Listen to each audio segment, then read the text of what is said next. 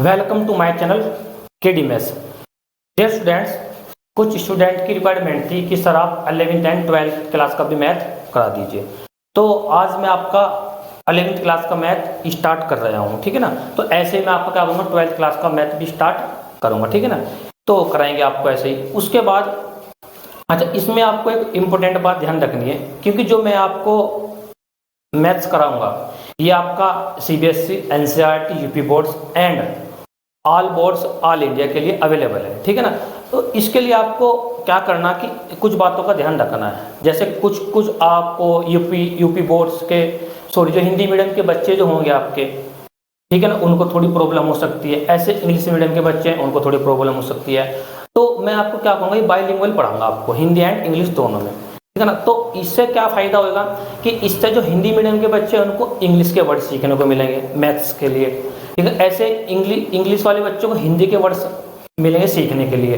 इन दोनों लैंग्वेज आप अच्छे से सीख सकते हैं, ठीक है ना। और जो हिंदी मीडियम के बच्चे हैं उनको मैथ्स के जो वर्ड होते हैं ना इंग्लिश में, उनको क्या क्या बोला जाता है, क्या क्या कहते हैं, क्या बोलते हैं, उनको ये शब्द आप सब सीख सकते हैं, ठीक है ना। ऐसे ही तो क्योंकि आपको पता, क्योंकि ऑल इंडिया में नॉर्थ ईस्ट साउथ वगैरह सबका कल्चर अलग अलग होता है, ठीक है ना।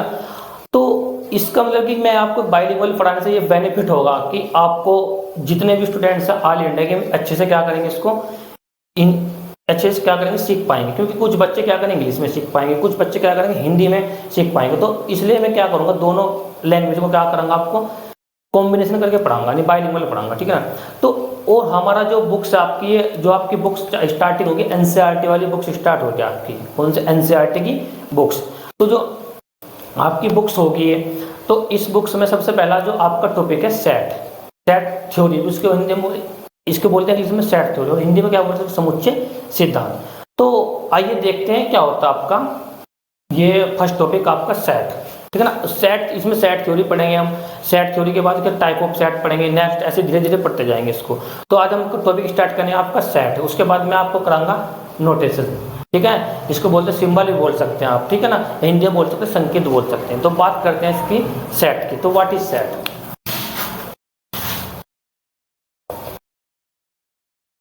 सेट और हिंदी में इसको बोलते हैं समुच्चय।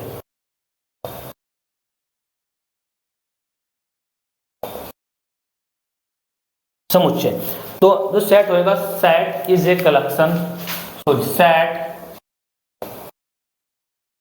इज ए वेल डिफाइंड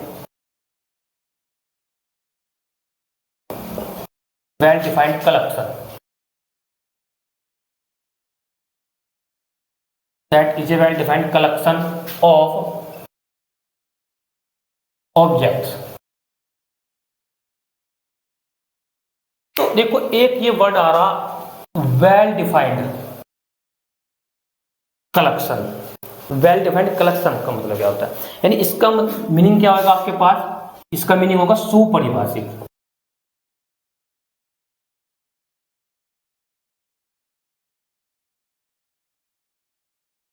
सुपरिभाषित यानी कहने का मतलब ऐसे वस्तुओं का संग्रह जो सुपरिभाषित हो, उसको क्या कहते हैं आप? सेट बोलते हैं। उसको क्या बोलते हैं आप? सेट बोलते हैं, ठीक है ना। फॉर एग्जांपल, जैसे आपको पता एक वीक होता है, एक वीक में टोटल कितने होते हैं? 7 डे होते हैं, और 7 एक क्या होगा, सुपरिभाषित हो गया।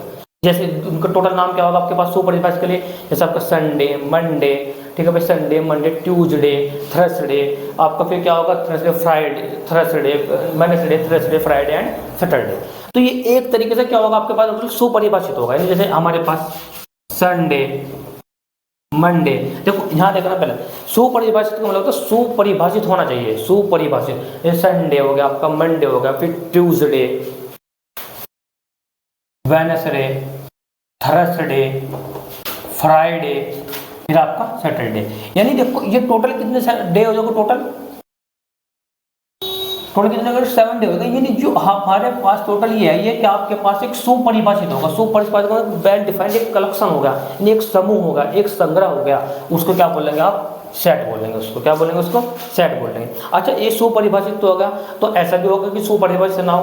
फॉर एग्जाम्पल, जैसे 1 मंथ है आपके पास, एक मंथ है। अब जो एक मंथ में मैंने क्या है, कोई एक मंथ है, उसमें टोटल डे मैंने कह रहा कि 32 डे है। तो बताइए कि उसमें कितना टोटल डे 32 डे, यानी एक मंथ। बताओ ऐसा पॉसिबल है? तो नॉट पॉसिबल। तो इसका मतलब एक सुपरिभाषित नहीं है, यानी एक वेल डिफाइंड कलेक्शन नहीं है। तो इसका मतलब ये क्या कहलाएगा, 32 वाला जो डे हो, 32 डे वाला जो मंथ होगा ना, तो क्या होगा, नोट सेट। बताया था कोई प्रॉब्लम? ठीक है। अच्छा बताइए, यानी कहने का मतलब जो वेल डिफाइंड का मतलब बताया था कोई problem? Well defined is a collection, is a collection, यानी कहने का मतलब समूह, एक संग्रह होगा जो आपके पास वेल डिफाइंड होगा, तो उसको ही क्या कहेंगे आप, सेट बोलेंगे। बताया था कोई प्रॉब्लम? ठीक है ना। अच्छा इसको नोट डाउन कर लिया यहाँ तक। अच्छा उसके बाद हम बात करते हैं सिंबल। सिंबल, अच्छा सिंबल हो गया आपके पास सिंबल, और इसको क्या बोल सकते हैं आप, नोटेशन।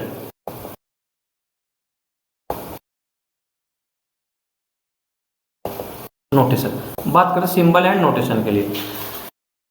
अब देखो सिंबल क्या होता है आपके पास, देखो हमारे पास जो सुपरिभाषित होगा, जो वेल डिफाइंड कलेक्शन होगा, जो सुपरिभाषित होगा हमारे पास, हम क्या करेंगे, यदि हम क्या करें उसको कर्ली ब्रैकेट, क्या करते उसको इस कर्ली ब्रैकेट में लिख दे।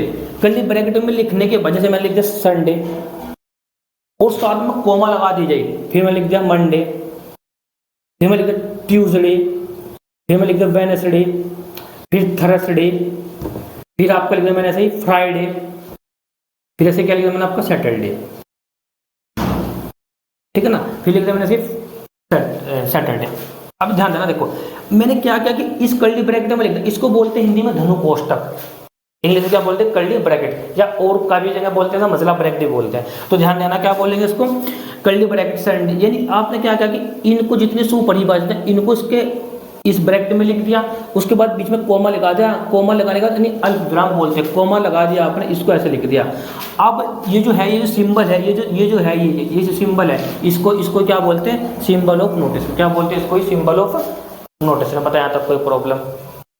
बताया तक सिंबल ऑफ नोटेशन। अच्छा अब देखते हैं, आगे देखते हैं।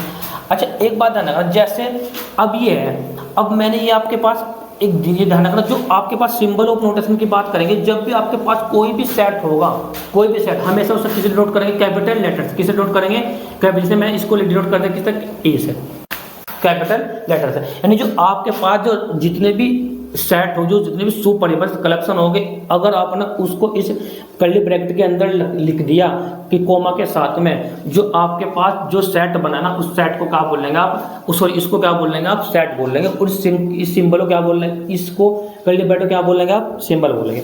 और जो भी सेट होगा आपके पास, उनको हमेशा किसे डिनोट करेंगे आप, कैपिटल लेटर्स। फॉर एग्जाम्पल जैसे मेरे पास ए से डिनोट करेंगे, बी से भी डिनोट कर सकते हैं, सी से डिनोट कर सकते हैं, डी से डिनोट कर सकते हैं, ई से denote dot dot dot X Y Z. बताया था कोई प्रॉब्लम, एक्स वाई जेड। अच्छा ये जो होते हैं, ये तो डिनोट करते हैं किसको, सेट को। किसको डिनोट करते हैं, सेट के। और इस सेट के जो एलिमेंट होते हैं ना, इस सेट के जो एलिमेंट होते हैं, उनको हमेशा किस डिनोट करते हैं, स्मॉल लेटर, जैसे A B C D E dot dot dot and so on. बताइए, और साथ में क्या रखेंगे, कर्ली ब्रैकेट। बताया था कोई प्रॉब्लम? यानी कहने का मतलब है, जो आपके पास जो सेट डिनोट होगा किससे होगा, हमेशा कैपिटल लेटर से। और जो इसके एलिमेंट्स, अच्छा जो, हाँ इनको ध्यान रखना कि जो इसके अंदर जो बोलते हैं, जैसे Saturday, Sunday, Saturday, Monday, Tuesday, Wednesday, इन सबको बोलते हैं, इनको बोलते हैं क्या हम, एलिमेंट। क्या बोलते हैं इनको हम, एलिमेंट। इनको बोलते हैं एलिमेंट्स। अच्छा ध्यान रखना, इंग्लिश में बोलते हैं एलिमेंट्स, हिंदी में क्या बोलते हैं, अवयव। तो मैं वर्ड यूज करूंगा हमेशा एलिमेंट्स, अवयव। भाई यहां तक बताइए कोई प्रॉब्लम? इसको बोलते हैं अवयव। तो यानी ये एलिमेंट्स, ये हमेशा किसी नोट होगी, हमेशा स्मॉल लेटर से। बताया था कोई प्रॉब्लम? अच्छा अब एक बात और समझना। अच्छा देखो मैंने कोई सेट लिखा, मैंने कोई सेट मान लिया ए बराबर, मैंने इसमें लिख दिया ए बी सी डी। ये आपके पास एक तरीके से क्या होगा, आपके पास ये एक सेट हो गया, कर्ली ब्रैकेट में मैंने इसको लिख दिया। ठीक है ना। अब मैं आपको यहाँ बताना ये चाह रहा कि जैसे मेरे पास सेट है, मैं क्योंकि जैसे मेरे पास ए है, अगर मैंने ऐसे लिख दिया कि ए, ये साइन लगा, ए बिलोंग टू कैपिटल ए, इसको समझना क्या होता है। यानी इसका मतलब कि ए किसका एलिमेंट है, ए का। इसको बोलेंगे बिलोंग टू, क्या बोलेंगे इसको भाई, बिलोंग टू। इसको बोलेंगे इस साइन को, कौन से साइन को बोलेंगे, बिलोंग टू, इस वाले साइड को क्या बोलेगा, बिलोंग टू। बताया था कोई प्रॉब्लम। यानी ए किसका, देखो हिंदी में कैसे बनी, ए जो अवयव है किसका है, ए का है। ए स्मॉल अवयव किसका है, कैपिटल ए का है। ऐसे बी लिखेंगे, बी किसका एलिमेंट हो जाएगा, बी किसका एलिमेंट है, ए का। यानी इंग्लिश में कैसे लिखेंगे, A is element of A, B is element of A. बताया था कोई प्रॉब्लम। यानी ए किसका एलिमेंट है, ए का एलिमेंट है। बी किसका एलिमेंट है, बी ए का एलिमेंट है। सी किसका एलिमेंट है, वो भी ए का एलिमेंट है। डी किसका एलिमेंट है, ए का एलिमेंट है। अच्छा मैंने लिख दिया कि स्मॉल ई, इसको बोले मैंने बिलोंग ए। बताइए जरा कि बिलोंग हुआ कि नॉट बिलोंग। यानी इसका मतलब होगा कि ए नॉट बिलोंग टू, यानी ई जो एलिमेंट है वो ए का एलिमेंट नहीं है। बताया था कोई प्रॉब्लम। यानी ई जो ए का अवयव नहीं है, ठीक है। ऐसे ए किसका अवयव है, ए का अवयव है। बताया था कोई प्रॉब्लम, बताइए। अच्छा मैंने दो टॉपिक बताया आपको। सेट, सेट क्या होता है, इज वेल डिफाइंड कलेक्शन, यानी सो परिभाषित समूह, संग्रह को क्या बोलते हैं, कलेक्शन बोलते हैं, ठीक है ना। उसके बाद मैंने बताया आपको सिंबल ऑफ नोटेशन कैसे लिखते हैं, कर्ली ब्रैकेट में लिखते हैं, कोमा के साथ में लिखते हैं, ठीक है ना। और इसके इनको डिनोट किससे करते हैं, कैपिटल लेटर से, ए बी सी डी। और जो एलिमेंट, इनको क्या बोलते हैं आप, एलिमेंट्स बोलते हैं। इसको बोलते हैं आप अवयव बोलते हैं, इसको क्या बोलते हैं आप, अवयव। बताया था कोई प्रॉब्लम, हो गया यहाँ तक। अब मैंने फिर एक साइन बताया कि ये किसका साइन होता है, बिलोंग टू का, यानी इसको बोलते हैं बिलोंग टू ए। यानी ए किसका अवयव है, ए का अवयव, यानी ए इज एलिमेंट ए, यानी ए बिलोंग टू ए, ऐसे भी रीड कर सकते हैं। बताया तक कोई प्रॉब्लम, हो गया यहाँ तक। अब आप उसको नोट डाउन कर लीजिए, आगे देखते हैं आप आगे टॉपिक क्या है।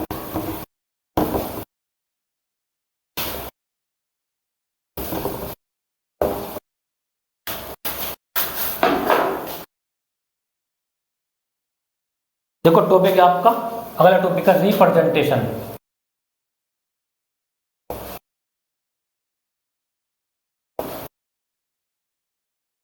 देखो टॉपिक आपका रिप्रेजेंटेशन।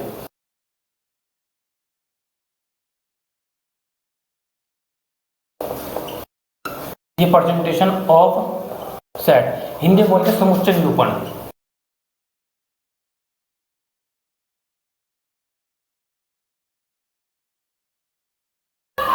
समुच्चय निरूपण, बताया तक कोई प्रॉब्लम। ये आपका टॉपिक। अभी टॉपिक पढ़ना आपको क्या होता है, रिप्रेजेंटेशन ऑफ ए सेट। देखो ये टोटल आपको किसी भी सेट को लिखने की सिर्फ टोटल 2 विधियां होती है, टोटल टू मेथड्स होते हैं। नंबर 1, जो नंबर 1 होता है इसको बोलते हैं रोस्टर, रोस्टर फॉर्म। और ओब्लिक, इसका ही दूसरा नाम है आपका टेबुलर फॉर्म, टेबुलर फॉर्म। और इसका थर्ड नाम है लिशिंग फॉर्म। और अच्छा ये पहले ही समझना आपको, पहले क्या होता है। तो देखो roster form, tabular form, listing form, ठीक है ना। देखो ये समझना अब आपको। अब मैंने बताया कि आपको रिप्रेजेंटेशन ऑफ ए सेट क्या होता है, समुच्चय निरूपण क्या होता है, ठीक है ना भाई। ये समुच्चय निरूपण टोटल कितने मेथड, टोटल 2 मेथड्स होते हैं। पहले मेथड में बात कर रहे हैं हम रोस्टर फॉर्म, टेबुलर फॉर्म और लिशिंग फॉर्म। क्या होता है जरा समझना। जैसे देखो, जैसे मेरे पास, मैंने बताया कि सेट किसे डिनोट होता है हमेशा कैपिटल लेटर से। मैंने वो सेट मान लिया कितना डी है। जैसे कर्ली ब्रैकेट फिर स्टार, फिर मैंने कैसे, देखो मैंने लिखा कि टोटल 5 ब्रदर्स है, ठीक। टोटल 5 यानी 5 ब्रदर्स है, यानी 5 भाई है। कौन कौन से, जैसे मैंने मान लिया एग्जाम्पल है, फॉर एग्जाम्पल एक तरीके से आपके पास ये 4 एग्जाम्पल। जैसे मेरे पास है योगपाल, फिर कमल, फिर जे, फिर आपके पास है अर्जुन, फिर आपके पास है राजन। ये कर्ली ब्रैकेट आपका क्लोज हो गई, ठीक है ना। अच्छा देखो अब मैंने क्या किया, देखो मैंने क्या करा कि इस कर्ली ब्रैकेट, देखो ये किसका संकेत है, नोटेशन सिंबल हो गया आपके पास ये। उसको क्या करा मैंने, टोटल 5 ब्रदर्स है, उनको मैंने क्या करा कि इस कोमल इस ब्रैकेट में लिख दिया, साथ में किसमें लिख दिया, कोमा लगा के। ये जो कोमा लगा के लिखा, तो इस फॉर्म को ही क्या बोलते हैं, इस फॉर्म को ही बोलते हैं रोस्टर फॉर्म। क्या बोलते हैं इसको हम, रोस्टर फॉर्म। बताया यहाँ तक कोई प्रॉब्लम, यहाँ तक कोई प्रॉब्लम, चलो अच्छा। तो नेक्स्ट जो है आपके पास नेक्स्ट जो टाइप आपके पास है उसको बोलते हैं आप set builder form. Set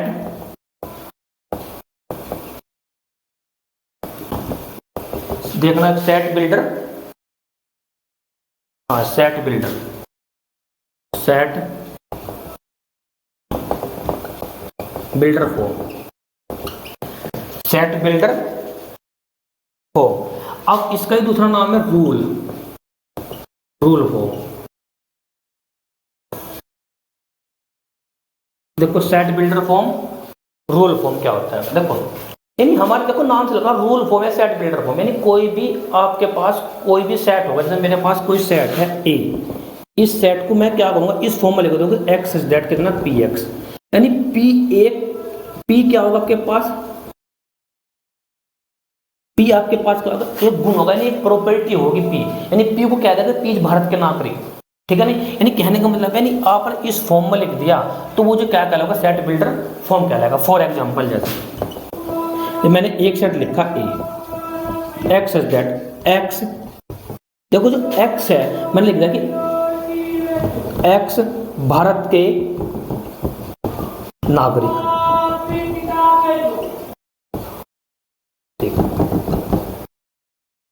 x Bharat के नागरिक है, कर्ली ब्रैकेट आपके क्लोज, बताया था कोई प्रॉब्लम, यानी इसका मतलब क्या होगी, जो हमारे पास देखो एक प्रॉपर्टी के द्वारा लिख दिया आपने इसको, यानी इसका मतलब जो एक्स, एक्स किसे रिप्रेजेंट कर रहा, एक्स रिप्रेजेंट कर रहा किसको, भारत के नागरिक को रिप्रेजेंट, यानी भारत के नागरिक का मतलब ऑल इंडिया के जितने भी भारत के नागरिक है टोटल आपको, यानी कहेंगे पीपल ऑफ ऑल इंडिया, बताया था कोई प्रॉब्लम, इसको नोट डाउन कर लीजिए, हो यहाँ तक भी।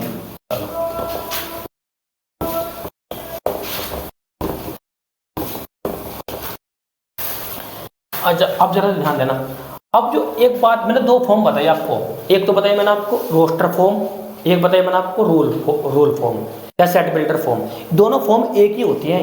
देखो देखो मैंने बताया जो रोस्टर फॉर्म, यानी कहने का मतलब है मेरा ही कि जो रोस्टर फॉर्म होगी, रोस्टर फॉर्म इक्वल टू जो होती है रूल फॉर्म या सेट बिल्डर। नहीं देखो ये जो फॉर्म है, ये जो फॉर्म दोनों के दोनों क्या होती है आपकी इक्वल होती है, बस लिखने का तरीका क्या होता है आपका अलग अलग होता है, यानी दोनों फॉर्म क्या हो गया आपकी इक्वल होती है, ठीक है ना, तो लिखने का तरीका क्या होता है दोनों को अलग अलग होता है। जैसे फॉर एग्जाम्पल जैसे मैंने लिख दिया कि ए कोई मेरे पास सेट है, ए कोई मेरे पास सेट है, वो AEIOU,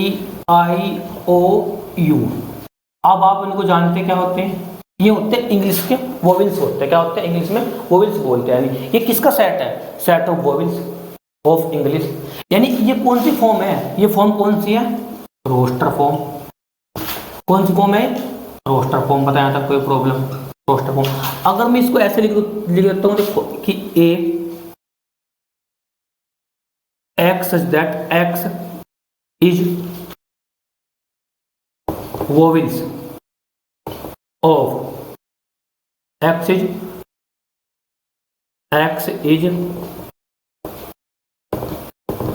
वोवेल्स ऑफ इंग्लिश, बताया तो कोई प्रॉब्लम, यानी एक्स किसका सेट है, देखो यानी जो देखो एक्स जो है ना, एक्स किसका, देखो x is vowels of English, यानी इंग्लिश के वोवेल्स है, वोवेल्स बोलते जिसे बोलते हैं स्वर बोलते हैं, देखो यानी इस सेट को मैंने ऐसे भी लिख सकता हूँ, इस सेट को मैं ऐसे भी लिख सकता हूँ और ऐसे भी लिख सकता हूँ, बताया तक कोई प्रॉब्लम, यानी कहने का मतलब यह है कि जो रोस्टर फॉर्म होती है और जो रोल फॉर्म होती है दोनों के दोनों क्या होते हैं आपकी इक्वल होते हैं, बताया तक कोई प्रॉब्लम है, कोई प्रॉब्लम नहीं। अच्छा एक रिमार्क और ध्यान रखना आपको, ये बात ध्यान रखना आपको, देखो ध्यान देना, जब भी हमारे पास कोई भी सेट होगा, कोई भी सेट हो आपके पास, कोई भी सेट हो यानी कोई भी समुच्चय हो, वो हमेशा उसमें कभी भी कोई भी एलिमेंट रिपीट नहीं होता है, कोई भी एलिमेंट रिपीट नहीं होगा। जैसे देखो मैंने लिख दिया, जैसे मेरे पास कोई सेट है आपके पास है 02 फिर कोमा फिर 02 फिर 02 फिर 0 फिर 2, ऐसे दो मतलब फिर कर्ली ब्रैकेट क्या कर दिया आपने क्लोज कर दिया, यानी एक तरीके से आपने इसको ऐसे लिख दिया, यानी 0 देखो 02 02 02, यानी इसका मतलब 02 02 आप काफी बार लिखते जा रहे हैं, तो नहीं, कहने का मतलब ये कि कभी भी किसी भी सेट में एक एलिमेंट एक से ज़्यादा बार आप नहीं लिख सकते। इस सेट को सिर्फ कैसे लिखेंगे, कर्ली ब्रैकेट स्टार्ट 0 to कितना 2, बताया तक कोई प्रॉब्लम, 0 to 2, यानी इसका मतलब कहते हैं यानी एक सेट में जो हमारे पास कोई भी सेट होगा हमेशा उसमें एक जो एलिमेंट है हमेशा क्या लिखा जाएगा, एक ही बार लिखा जाएगा, बताया तक कोई प्रॉब्लम, इसको नोट डाउन कर लीजिए। अच्छा एक बात हो रहा है कि अगर यदि ऐसा हो कि एक से ज़्यादा बार लिखना हो, अगर सपोज करो एक जैसे हो, जैसे सपोज करो किसी क्लास में 10 स्टूडेंट है, 10 स्टूडेंट में सरनेम भी, 2 स्टूडेंट का सरनेम भी सेम है, ठीक है, उनका नाम मतलब सब कुछ सेम है उनका। तो जब उनका सब कुछ सेम है तो उसका मतलब कैसे लिखेंगे उसको, तो हम उसके लिए मैंने 2 स्टूडेंट मान लिए, कि 2 स्टूडेंट कमल है, कमल 1 कमल 2, यानी मैं उनको फिर क्या करूँगा, जो कमल होगा ना उसको कमल 1 दे दूंगा, फिर एक को दूंगा कितना कमल 2 दे दूंगा, और बाकी जो कर्ली ब्रैकेट फिर स्टार्ट होगा, फिर कर्ली ब्रैकेट आपका क्या हो जाएगा, क्लोज हो जाएगा, बताया तक, और बाकी जो स्टूडेंट है वो यहाँ पे ऐसे लिख दूंगा, ठीक है ना। तो इससे निष्कर्ष निकलता है कि हमारे पास कभी भी कोई भी जो सेट होता है ना, तो उसमें कभी भी हमेशा कोई भी एलिमेंट रिपीट नहीं होता, हमेशा ओनली 1 बार लिखा जाता है, बताया तक कोई प्रॉब्लम, इसको नोट डाउन कर लीजिए।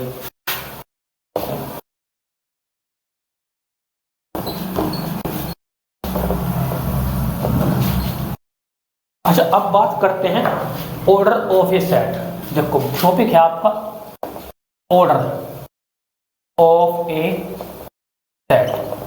देखो ऑर्डर ऑफ ए सेट, यानी ऑर्डर का मतलब क्या होता है, नहीं उसका ऑर्डर बताना, ऑर्डर व्हाट इज ऑर्डर। देखो ऑर्डर के लिए जैसे मेरे पास कोई सेट है, देखो ऑर्डर मेरे पास कोई सेट है ए बी और सी, मैंने इसमें एलिमेंट ले ले कितना, ये 3 एलिमेंट है, कितने एलिमेंट वाले 3 एलिमेंट है।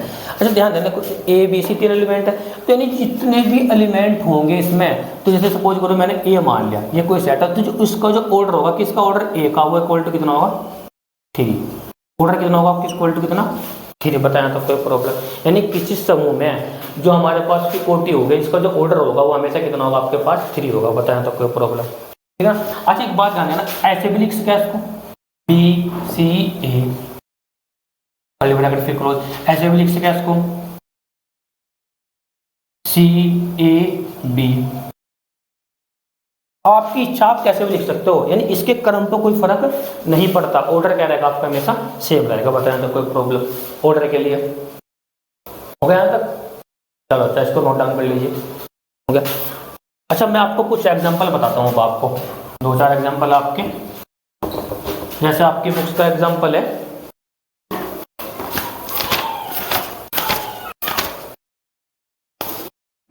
देखो एग्जांपल नंबर 2 है आपका।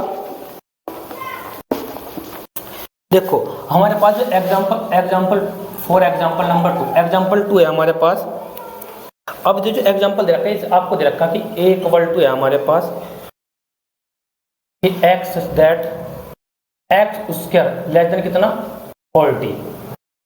अब देखो कर्ली ब्रैकेट आपका क्या करते हैं फिर क्लोज कर दिया। अब इसने ये कहा कि इसको रोस्टर फॉर्म में लिखना, क्या लिखना उसको रोस्टर फॉर्म में। अब रोस्टर फॉर्म में लिखने के लिए कैसे लिखना जरा वो समझना। ये एग्जांपल आपको रोस्टर, ये कौन सी फॉर्म में है, ये आपका रूल फॉर्म में। किस फॉर्म में है, रूल फॉर्म में। अब इसको किस फॉर्म में लिखना, रोस्टर फॉर्म में। अब रोस्टर फॉर्म में लिखेंगे कैसे, अब जैसा कि x क्या है, जरा x क्या है हमारे पास, x एक धन पूर्णांक, x हमारे पास क्या है, x एक क्या है धन पूर्णांक है।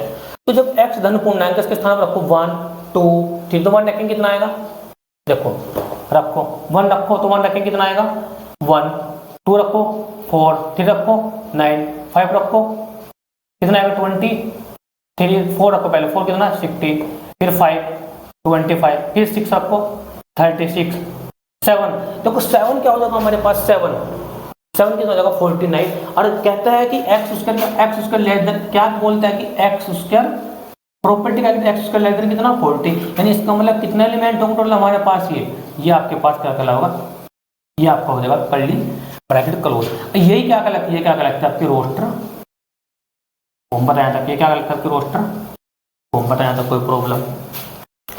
एक एग्जांपल हो गया, एक एग्जांपल ये आपके। फिर एग्जांपल नंबर 3 आपका, एग्जांपल नंबर 3 में क्या बोलता है जरा ये देखना। एग्जांपल नंबर 3 आपका क्या है कि हम क्या गिवन है आपके पास, जो ए है इस ए कर्ली ब्रैकेट आपका स्टार्ट ए में 1 4 9 16 25 कर्ली ब्रैकेट आपका क्लोज। अब इसने कहा कि इसको किस फॉर्म में लिखना, अब इसको लिखना है किस फॉर्म में, ये किस फॉर्म में, ये आपका रोस्टर फॉर्म में, रोस्टर फॉर्म। अब इसको किस फॉर्म में लिखना, रूल फॉर्म में। तो रूल फॉर्म में लिखने को इस ए को कितना क्या लिखेंगे, देखो एक्स सच दैट, एक्स क्या है, एक्स देखो एक्स क्या है आपके पास, एक्स आपके पास होगा प्राकृतिक संख्याओं का वर्ग, यानी x square of natural number, x is square of natural numbers. बताया था नेचुरल नंबर्स, कर्ली ब्रैकेट आपको फिर क्या हो जाएगा, क्लोज। बताया था कोई प्रॉब्लम। अच्छा, अब बहुत सारे एग्जाम्पल है, ऐसा आप बहुत लिख सकते हो। जैसे एक एग्जाम्पल में अब दो, एक देखो एग्जाम्पल नंबर 3, आपको एग्जाम्पल नंबर अपनी तरफ से एग्जाम्पल नंबर 4 मान लीजिए आप। जैसे मैंने आपके पास कोई सेट लिखा, मैंने पूछा कि A equal to 1 upon N such that, N किससे बिलोंग कर रहा, कैपिटल एन से। अभी देखो मैंने कर्ली ब्रैकेट आपका क्या हो जाएगा फिर ये क्लोज। और जब कर्ली ब्रैकेट क्लोज होगा तो एन क्या होगा हमारे पास, एन देखो एन किससे बिलोंग कर रहा, कैपिटल एन से। नेचुरल, तो कौन सी फॉर्म है, ये है रूल फॉर्म। कौन सी फॉर्म है, रूल फॉर्म। पता है आपको प्रॉब्लम, जिसको बोलता है सेट बिल्डर फॉर्म।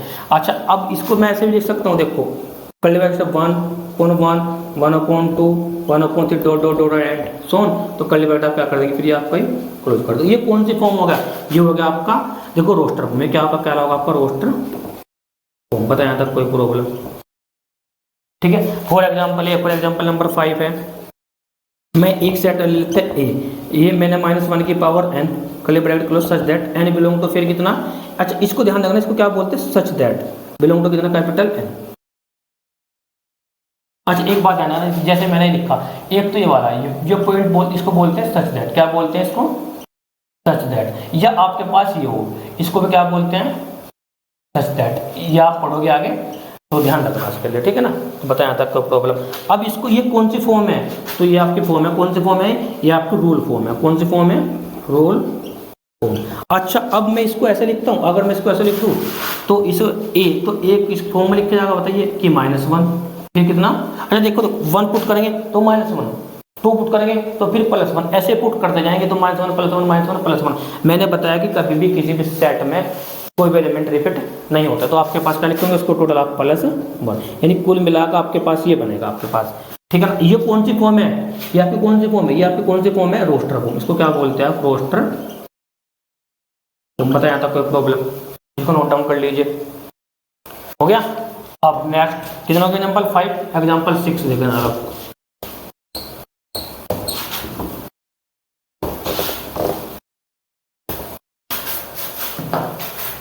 एग्जाम्पल 6, जैसे मेरे पास कोई एग्जाम्पल है, मैंने एक सेट ले लिया ए, ब्रैकेट स्टार्ट में 3n such that n belong to कितना, capital n, n belong to कितना, कैपिटल n।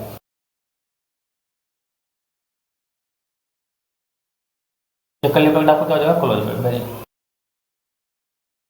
ठीक है ना, सच दैट। अब फिर मैंने बताया कि ये कौन सी फॉर्म है आपकी, ये फिर आप कहोगे कि सर रूल फॉर्म है। कौन सी फॉर्म है, रूल फॉर्म। अब इसको लिखना किस फॉर्म में, किस फॉर्म में लिखना, रूल फॉर्म हो गया। आपको लिखना था किस फॉर्म में, रोस्टर फॉर्म में। तो रोस्टर फॉर्म में लिखने के लिए ए इक्वल टू तो रखो 3, 2 पुट करेंगे, 1 पुट करो, क्योंकि n for natural number, natural number यानी प्राकृतिक संख्या है, क्या होते हैं 1 2 3 एंड सो। तो 1 पुट किया आपने, फिर आपका कितना आएगा 3, फिर कितना आएगा आपके पास 2 पुट करेंगे, कितना आएगा 6, फिर 9, ऐसे डॉट डॉट डॉट एंड सो। ये ब्रैकेट कर्ली ब्रैकेट आपका क्या हो जाएगा, क्लोज। तो ये क्या कौन सी फॉर्म कहलाएगी आपकी, ये कहलाएगी रोस्टर फॉर्म, रोस्टर फॉर्म। बताया तब कोई प्रॉब्लम, रोस्टर फॉर्म बताया तक कोई हो गया। अच्छा, और बहुत सारे एग्जांपल हो, आप लिख सकते हो बहुत सारे एग्जांपल, जितने भी हो, बहुत सारे जितने भी। बाकी नेक्स्ट वीडियो में क्या करेंगे, इसकी क्या करेंगे, इसकी एक्सरसाइज कराएंगे नेक्स्ट वीडियो में, ठीक है ना। तो अब आपको एक टॉपिक जानना हो, ठीक है ना। ये टॉपिक आपको जानना क्या होता है, टॉपिक का नाम है इसी में यह है नंबर सिस्टम। क्या बोलते हैं इसको हम, नंबर सिस्टम। टॉपिक का नाम आपका नंबर सिस्टम्स। अभी टॉपिक जानना देखिए, क्योंकि टॉपिक इसलिए इम्पोर्टेंट है क्योंकि आप पढ़ रहे सेट थ्योरी, और सेट का मतलब होता है कि उसमें आपको सभी नंबर का पता होना चाहिए, जैसे इवन, और प्राइम, आपका नेचुरल नंबर आपका, फिर इंटीजर, पूर्णांक, whole numbers, rational, irrational number, ठीक है ना। तो ये जानना आपको, ठीक है, ये इसके लिए जरा यहाँ पे ध्यान देना।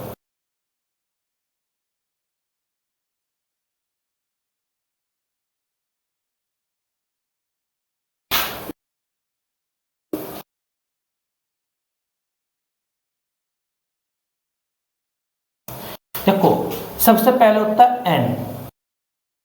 एन होता है नेचुरल नंबर, जिसको बोलते हैं प्राकृतिक संख्याएं। नेचुरल नंबर का मतलब जो आप नेचुरल काउंटिंग करते हैं, जैसे आपको काउंटिंग 1 2 3 एंड सो, तो आपका पास कितना हो जाएगा, 1 2 3 डॉट डॉट एंड सो, ये क्या कहलाएगा आपका नेचुरल नंबर। और अगर इसमें जीरो ऐड कर दिया जाए, अगर इसमें क्या करते हैं, जीरो ऐड कर दिया जाए, तो क्या बन जाएगा आपके पास है होल नंबर। क्या बन जाएगा आपके पास है होल, जिसको डिनोट किससे करते हैं आप, कैपिटल डब्ल्यू से, बताया था कोई होल नंबर, यानी जिसको बोलते हैं पूर्ण संख्याएं।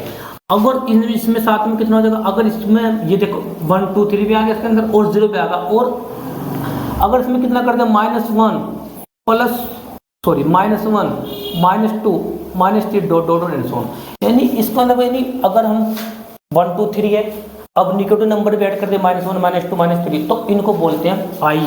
क्या बोलते हैं इसको, आई का आई, जिसको बोलते हैं जेड। आई फॉर इंटीजर या पूर्णांक, जिनको बोलते हैं आप क्या बोलते हैं, इंटीजर, और क्या हिंदी में क्या बोलते हैं इसको, पूर्णांक। डिनोट करते आई से डिनोट करते हैं, किससे डिनोट करते हो, जेड से डिनोट करते हैं। अच्छा, बात करते हैं फिर, ये देखो, अगर हम कोई भी नंबर इसको डिनोट करते हैं क्यू से, इसको बोलते हैं रेशनल नंबर। देखो कैसे, यानी ये नंबर होते हैं पी अपॉन क्यू की फॉर्म में, पी अपॉन क्यू की फॉर्म में, पी और क्यू जो बिलोंग करता है किससे, आई से। देखो मैंने बताया था किसका साइन होता है, बिलोंग का, ओब्लिक जेड। आई भी लिख सकते हैं, जेड भी लिख सकते हैं। और शर्त ये होगी क्यू नॉट इक्वल टू कितना होगा हमारे पास, zero. Q not equal to कितना होता है हमारे पास, जीरो। बताया था कोई प्रॉब्लम। अब बात करते हैं P. P for prime number, अभाज्य संख्या। कितने होते हैं आपके पास, 2 3 5 7 डॉट डॉट डॉट एंड सो, ठीक है भैया। अच्छा, यहाँ तक बताए। अब बात करते हैं क्यूसी। क्यूसी का मतलब होता है इरेशनल नंबर, यानी परिमेय, अपरिमेय। तो वो क्या होती है, जो आपके पास प्राइम नंबर होता है उनका वर्गमूल है, जिसका वर्गमूल नहीं निकाला जा सकता। वर्गमूल 2, वर्गमूल 3, वर्ग कितना 5, वर्ग 7, ऐसे डॉट डॉट एंड सो। बताया तक प्रॉब्लम। बात करते हैं ई फॉर इवन, इसको आप बोलते हैं सम। क्या बोले इसको आप, सम। यानी कितना होगा टोटल, 2 4 6 8 डॉट डॉट डॉट। अब बात करते हैं ओड की। ओड ओ ओ यानी 1 3 5 7 dot dot and so on. देखो और भी नंबर होते हैं बहुत आपके, तो इसको देखो, इसको बोलते हैं इवन। इवन इवन इसको बोलते हैं ओड, इसको बोलते हैं प्राइम, प्राइम, और उसको बोलते हैं नेचुरल। क्या आप उसको बोलते हैं whole number, whole whole number, इसको बोलता है होल नंबर्स। पता है यहाँ तक कोई प्रॉब्लम।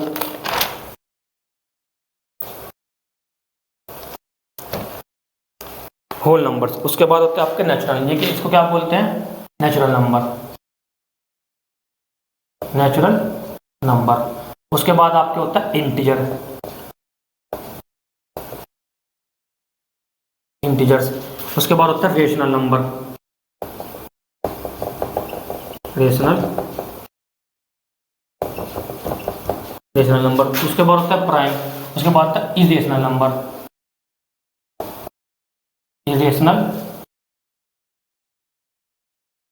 Irrational number. बताया था आपको प्रॉब्लम हो गया भाई। अच्छा, अब देखो, कोई भी देखो, ध्यान देना, एक बार दोबारा समझ लेना। देखो 1 2 3 नेचुरल नंबर, जिसे डिनोट करते हैं एन से, और डब्ल्यू क्या आता है, पूर्ण संख्याएं। अच्छा, इनको हिंदी में क्या बोलते हैं, इसको बोलते हैं पूर्ण संख्याएं, पूर्ण संख्याएं। उसको बोलते हैं प्राकृतिक संख्याएं। तो यहाँ पर जगह कम है, तो प्राकृतिक, प्राकृतिक। अच्छा, उसके बाद इसको बोलते हैं हम पूर्णांक, पूर्णांक संख्या है, इसको बोलते हैं हम रेशनल को बोलते हैं परिमेय, परिमेय संख्या, इसको बोलते हैं अभाज्य, अभाज्य, उसको बोलते हैं हम अपरिमेय, अपरिमेय। अच्छा, इसको बोलते हैं हम सम, उसको बोलते हैं विषम। बताया था कोई प्रॉब्लम? तो अब जरा एक एग्जांपल समझो, जैसे मैंने लिखा 2, मैंने पूछा 2 क्या रेशनल नंबर है, तो आप कहोगे यस। क्यों? देखो इसके 2 की चीज कह सकते हैं 1 भी किससे बिलोंग, ये 2 किससे बिलोंग करेगा, आई से, और 1 भी किससे बिलोंग करेगा, आई से, और जो पूरा नंबर है किससे बिलोंग करेगा आपका, क्योंकि p अपॉन क्यू की फॉर्म में और q नॉट इक्वल टू क्या हो 0, तो ये पूरा किससे बिलोंग करेगा, q से, तो q ही, तो 2 ये रेशनल नंबर। बताया था कोई प्रॉब्लम? अच्छा, अब जितने भी नंबर हैं इन सब नंबर्स को मिलाकर आपका एक नंबर बनता है, जो इनका सबका क्या है, एक तरीके से उस्ताद है, ठीक है ना। तो वो जो नंबर, वो जो इनका सबका मिलाकर जो नंबर बनता है, उस नंबर का नाम है रियल नंबर। क्या बोलते हैं इसको? Real number, real numbers. बताया था कोई प्रॉब्लम? रियल नंबर का ही मतलब क्या होता है, रियल नंबर को ही किस पर रिप्रेजेंट कर सकते हैं, रियल लाइन पर रिप्रेजेंट कर सकते हैं। रियल नंबर को ही किस पर रिप्रेजेंट करते हैं, रियल लाइन पर क्या करते हैं, उसको रिप्रेजेंट करते हैं। अब इधर तो लिखते हैं माइनस के इन्फिनेटिव, उधर लिखते हैं प्लस के इन्फिनेटिव, और बीच में हमेशा क्या लिखते हैं 0, और इधर क्या लिखते हैं राइट हैंड साइड में प्लस के 1, प्लस के 2, प्लस के 3, ऐसे डॉट डॉट। इधर ही क्या रखते हैं माइनस के 1, माइनस के 2, ऐसे डॉट डॉट टेंशन। बताया तक प्रॉब्लम? इसको हिंदी में क्या, इसको बोलते हैं हिंदी में वास्तविक, वास्तविक संख्याएं, वास्तविक संख्या। बताया था कोई प्रॉब्लम? अच्छा, ये जो टॉपिक है, ये टॉपिक इसलिए इम्पोर्टेंट है क्योंकि आप जब क्वेश्चंस करोगे, एक्सरसाइज करेंगे, वन एक्सरसाइज करेंगे, नेक्स्ट वाले आप एक्सरसाइज जो करोगे, क्योंकि मैंने आपको फर्स्ट जो एक्सरसाइज करने के लिए इसमें थ्योरी बहुत है, कोई भी डाउट हो, कोई भी प्रॉब्लम हो तो आप मेरे से पूछ लेना। और मेरा फर्स्ट लेक्चर है इस वीडियो का, इस 11th क्लास के लिए, ठीक है। तो मैं और आपका जो फीडबैक है, जो आप कमेंट में लिखते हैं, जिनसे हमको उनसे क्या मिलता है, प्रेरणा मिलती है, इसी कारण से हम क्या करते हैं, आपके नेक्स्ट वीडियो लेकर आते हैं, ठीक है ना। तो कोई भी डाउट हो तो, कोई प्रॉब्लम हो तो आप मेरे से पूछना, ठीक है। तो वीडियो को देखने के लिए धन्यवाद, और ज़रूरतमंद तक पहुँचाने में हमारी मदद करें। Thank you very much for this video.